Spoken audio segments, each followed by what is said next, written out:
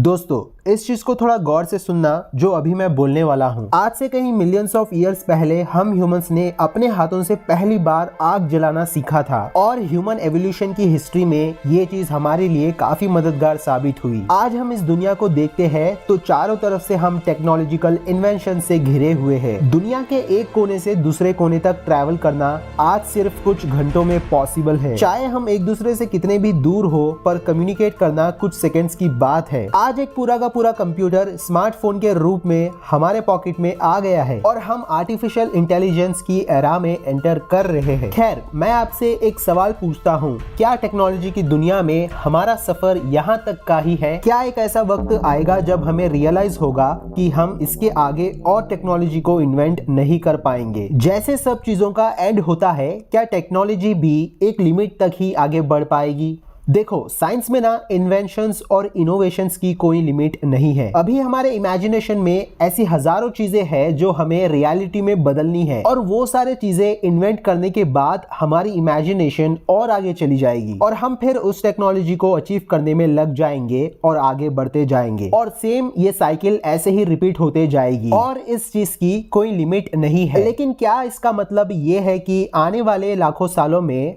हम और हमारी टेक्नोलॉजी इतनी एडवांस हो चुकी होगी कि हम पूरी की पूरी मिल्की वे गैलेक्सी पर राज करेंगे?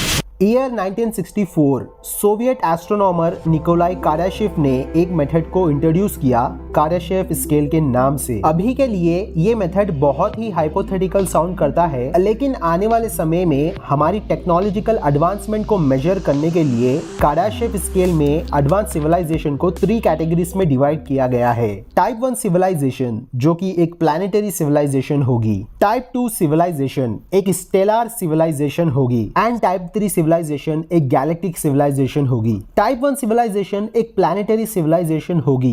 क्या मतलब है इसका? एक ऐसी सिविलाइजेशन जो अपने होम प्लैनेट के बारे में 100% नॉलेज रखती हो, उनको पता होगा कि वेदर कैसे कंट्रोल करना है। और टाइप 1 सिविलाइजेशन के लिए अर्थक्वेक को कंट्रोल करना एक बच्चों का खेल होगा। अब हम जमीन के साथ साथ अंडर वाटर में भी सिटीज बना के रहने लगेंगे। इवन आज स्पेस में इंटरनेशनल स्पेस स्टेशन में सिर्फ एस्ट्रोनॉट्स ही रहते हैं, लेकिन आने वाले समय में ऐसे हजारों एयर बेसेस हमने बना लिए होंगे जिसमें नॉर्मल लोगों का भी आना जाना बहुत ही आसान हो जाएगा। अब जब इस तरह की टेक्नोलॉजी हमारे पास होगी तो हमें बहुत सारी एनर्जी और इलेक्ट्रिसिटी की जरूरत पड़ेगी और हम हर एक पॉसिबल टेक्निक को जान गए होंगे कि हमारे अर्थ में से मैक्सिमम एनर्जी को कैसे एक्सट्रैक्ट करना है। एंड मोर ओवर, आज सन से हम बहुत ही कम मात्रा में सोलर एनर्जी यूज करते हैं, लेकिन टाइप 1 सिविलाइजेशन अपने होस्ट स्टार से प्लैनेट पर आने वाली सारी की सारी एनर्जी को यूज करेंगे। और ये सारी बातें अपने कई सारे इंटरव्यूज में अमेरिकन थियोरेटिकल फिजिसिस्ट मिकियो काकू ने भी कही है। सो बेसिकली टाइप 1 सिविलाइजेशन वो सभ्यता होगी जो हर डिटेल में अपने होम प्लैनेट को अच्छे से समझ गई होंगी। हेल्थ की बात करें तो हमने कई सारे आज जो डिजीजेस है जिनका इलाज हमारे पास नहीं है,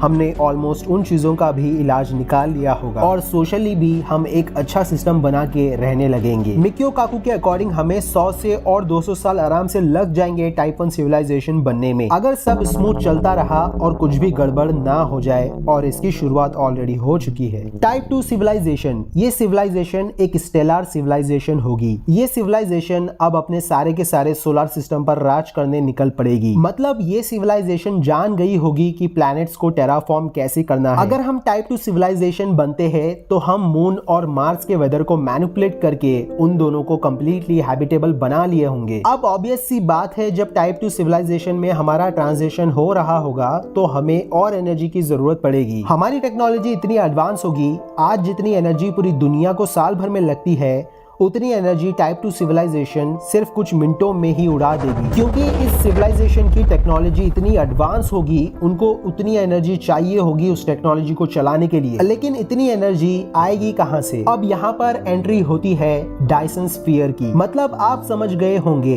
अभी तक हम सिर्फ हमारे प्लैनेट्स पर गिरने वाली सोलर एनर्जी को अब्सॉर्ब करते थे, लेकिन डायसन स्फीयर एक इतना बड़ा मेगा स्ट्रक्चर होगा जो कि ऑलमोस्ट हमारे पूरे सन को चारों तरफ से कवर करके सोलर एनर्जी को 24/7 अब्सॉर्ब करता रहेगा। ये एक हाइपोथेटिकल मेगा स्ट्रक्चर है जिसका आइडिया का क्रेडिट फ्रीमैन डायसन को जाता है, जिन्होंने इसका आइडिया 1937 में रिलीज हुई एक science fiction novel star maker से लिया था। अभी के लिए डायसन स्फीयर बहुत ही ज्यादा नेक्स्ट टू इम्पॉसिबल लगता है, लेकिन इसकी अल्टरनेटिव आइडिया की बात करें तो वो है डायसन स्वॉर्म्स। डायसन स्वॉर्म्स कुछ इस तरह की सैटेलाइट्स होगी जो सन के काफी क्लोज जाके वहां से सोलर एनर्जी अब्सॉर्ब करने लगेगी। साथ साथ में ये सिविलाइजेशन एस्ट्रॉइड माइनिंग भी कर रही होगी। For example asteroid belt and Kuiper belt में से एस्ट्रॉइड को आइडेंटिफाई करके उनमें से आयरन, निकल, गोल्ड जैसे एलिमेंट्स को एक्सट्रैक्ट करना अपने फायदे के लिए। एस्ट्रॉइड बेल्ट और काइपर बेल्ट के बारे में डिटेल में जानना है तो मैंने इसके ऊपर ऑलरेडी एक वीडियो बनाई है, आप बाद में चेकआउट कर सकते हो। अब जब टाइप 2 सिविलाइजेशन अपने होस्ट स्टार यानी कि सन से एनर्जी को एक्सट्रैक्ट कर रही होगी, उनकी नजर पड़ेगी दूसरे स्टार्स और एक्सोप्लैनेट्स पर, और फिर हम निकल पड़ेंगे टाइप 3 सिविलाइजेशन का टाइटल अचीव करने। टाइप 3 एक गैलेक्टिक सिविलाइजेशन होगी जो अपने गैलेक्सी के नजदीकी स्टार से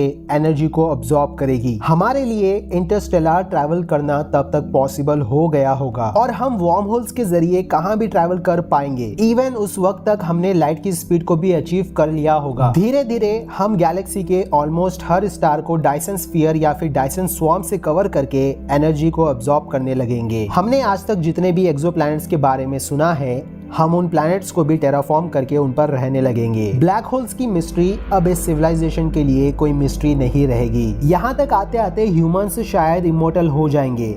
मे बी ह्यूमंस अपने बॉडी में जेनेटिक मॉडिफिकेशन करने लगे या फिर वो साइबॉर्ग्स बन जाए। सो बेसिकली टाइप 1 में हम हमारे पूरे प्लेनेट को समझ गए होंगे। टाइप 2 में हमारा सोलर सिस्टम पर पूरा राज होगा और हम हमारे होस्ट स्टार की एनर्जी को अब्सॉर्ब करेंगे। और टाइप 3 में हम बेसिकली एक गैलेक्टिक सिविलाइजेशन होंगे जो सारे गैलेक्सी के एनर्जी को अब्सॉर्ब करेंगे। अभी सवाल ये आता है कि अभी हमारा कार्डाशेव स्केल में स्टेटस क्या है। कार्ल सेगन ने 1973 में हमारा स्टेटस 0.7 बताया था हमारी एनर्जी यूजेज को नजर में रखते हुए, और करंटली हम टाइप 0.72 सिविलाइजेशन के स्टेटस पर है। ये तो मैंने आपको वो स्केल बताई जो निकोलाई कार्डाशेव ने बनाई थी। हमारे लिए ये इमेजिन करना इतना मुश्किल था, दूसरे थ्योरिस्ट और एस्ट्रोफिजिसिस्ट ने कार्डाशेव स्केल में type 4, type 5, type 6 and type 7 civilization को भी ऐड कर दिया। बाकी और सिविलाइजेशन के बारे में मैं कभी फ्यूचर में वीडियो जरूर लाऊंगा। वैसे अगर मान लो हमें कोई ऐसी एक्स्ट्रा टेरेस्ट्रियल सिविलाइजेशन मिल भी जाती है तो उनकी टेक्नोलॉजिकल एडवांसमेंट को हम कार्डाशेव स्केल से अच्छे से आइडेंटिफाई कर पाएंगे कि वो किस टाइप में फिट बैठते हैं। वैसे अगर आपको एलियंस और एक्स्ट्रा टेरेस्ट्रियल लाइफ के बारे में जानना है, आप ये लेफ्ट वाली वीडियो पर क्लिक करके फर्मी पैराडॉक्स की बहुत ही मस्त थ्योरीज को सुन सकते हो। मैं मिलता हूँ आपसे नेक्स्ट वीडियो में कुछ नई इन्फॉर्मेशन और नॉलेज के साथ, हमेशा की तरह।